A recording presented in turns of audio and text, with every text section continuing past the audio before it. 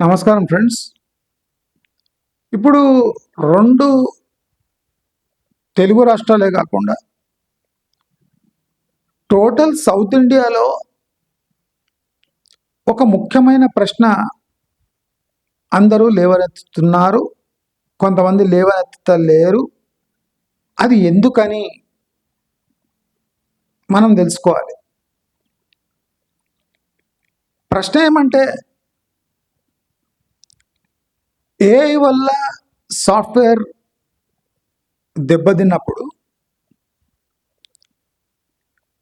Software as a service అనేది 90% నశిస్తుంది అని తెలిసిన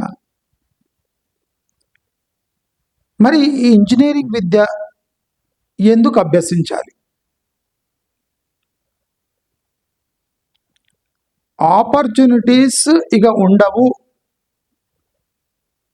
అని తెలిసినాక మరి ఇంజనీరింగ్ విద్య ఎందుకు అభ్యసించాలి అనేది ఒక పెద్ద ప్రశ్నగా మన ముందు ఉంది. అసలు ఇప్పుడు ఈ ఇంజనీరింగ్ విద్య ఎవరిని బ్రతికించడానికి? ఇది చాలా important question. AI software as ఎ సర్వీస్ని కబళిస్తుంది అంటే దేశంలో జాబులు 90% పడిపోతాయి, 80% పడిపోతాయి. అది public secret, well known public secret. AI హెచ్చరించి మరీ జాబ్ని తీసేస్తుంది. అంటే మీరు 5 ఏండ్లు ఎంత శ్రమించి చదివినా 6వ ఏట మీ శ్రమకు తగ్గ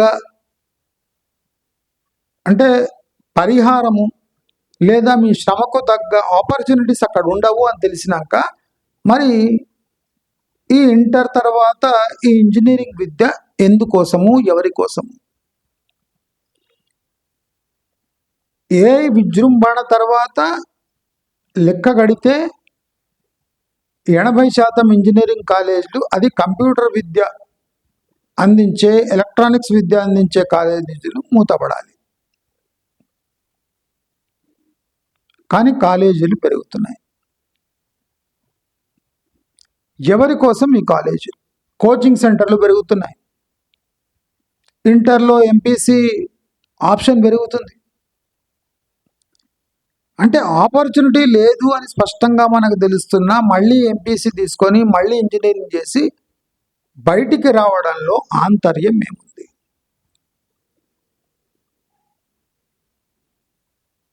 ప్రభుత్వము ఈ ఏఐనైతే గుర్తించిందా? గుర్తించిన ప్రభుత్వము మరి ఇంతమంది ఇంజనీరింగ్ ఫీజులు కట్టి రియంబర్స్మెంట్లు తీసుకొని ఇంజనీరింగ్ విద్య పూర్తి చేస్తే వాళ్లకు ఆ ఇంజనీరింగ్ తర్వాత భవిష్యత్తే లేదు అని స్పష్టంగా కనిపిస్తుంది కదా. మరి ఈ ఇంజనీరింగ్ విద్య కోసం లక్షలకు లక్షలు ఎందుకు పెట్టాలి? వేల కాలేజీలు ఎందుకు ఉండాలి?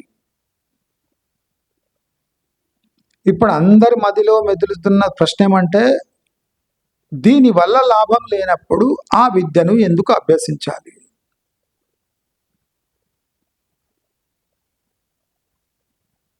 ఇప్పుడు ఇంజనీరింగ్ 5 ఏండ్లు కంప్లీట్ అయిన తర్వాత 4-5 ఏండ్లు కంప్లీట్ అయిన తర్వాత ఉద్యోగాలు దొరుకుతలేవు అనే సందర్భం కాదు. మీరు 5 ఏండ్లు అప్పటి వరకు అంటే మొన్నటి వరకు అదే సిచ్యువేషన్ ఉండే, దొరుకుతుంది లేకపోతే లేదు. కానీ ఇప్పుడు స్పష్టత ఉంది. మీరు ఈ కంప్యూటర్ ఇంజనీరింగ్ ఇది చేసిందంటే మీకు జాబ్ దొరకవు. అంత స్పష్టత ఉన్నాక ఈ వేలాది ఇంజనీరింగ్ కాలేజీలు, వేలాది లక్షలాది సీట్లు ఇవి ఎందుకు ఇంకా ఓపెన్గా ఉన్నాయి? భవిష్యత్తు లేని విద్యా బోధనకు ప్రభుత్వం ఎందుకు ఆసక్తి చూపుతుంది?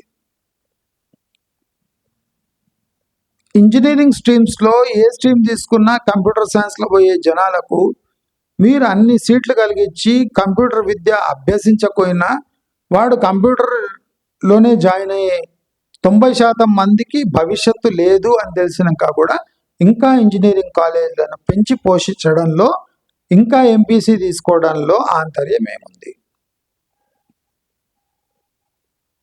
ఇది మన ఉభయ తెలుగు రాష్ట్రాల్లో కొంతమంది, సౌత్ ఇండియాలో చాలామంది వేసుకోవాల్సిన ప్రశ్న.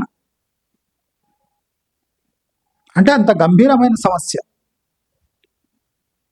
లాభం లేదు అన్న పని మనం చేయం కదా, మరి లాభం ఫ్యూచర్ లేని చదువు ఎందుకు చదవాలి అని ఎందుకు ఆలోచిస్తలేరు జనాలు? ఇంకా MPC, long term coaching, JEE, NEET దీంట్లో పడుతున్నారు. కానీ అసలు ఏ వల్ల ఈ ఫ్యూచరే లేదు కదా, ఫ్యూచర్ లేని దానికోసం పాకులాడాలి ఎందుకు అనే ఇంగిత జ్ఞానం లేకుండా సమాజం ఎందుకు వ్యవహరిస్తుంది అని చాలా మంది ఆశ్చర్యపోయి తమ ముఖాలు తామే అద్దంలో చూసుకొని ఆశ్చర్యపోతున్నారు. ఇదేనా మనం చూసే ఎడ్యుకేషన్? ఏ ఆపర్చునిటీస్ లేని ఏరియాలో ఎడ్యుకేట్ అయ్యి ఏం లాభం? ఈ ప్రశ్న మనం వేసుకోకుంటే రేపు పిల్లలు 5 ఏళ్ళు చదివినాక ఈ తెలిసిన ప్రశ్ననే మనం లాస్ట్కి వేసుకుంటే మన డబ్బు వృధా, పిల్లల టైం వృధా కాదు. కాబట్టి మనం ఈ ప్రశ్న ముందే వేసుకొని పిల్లల భవిష్యత్తును సరిదిద్దే మార్గాలు మనం వెతుక్కోవాలని అందరినీ అభ్యర్థిస్తూ మరిన్ని మంచి వీడియోస్తో మీ ముందర రావడం జరుగుతుంది. అప్పటి వరకు నమస్కారం.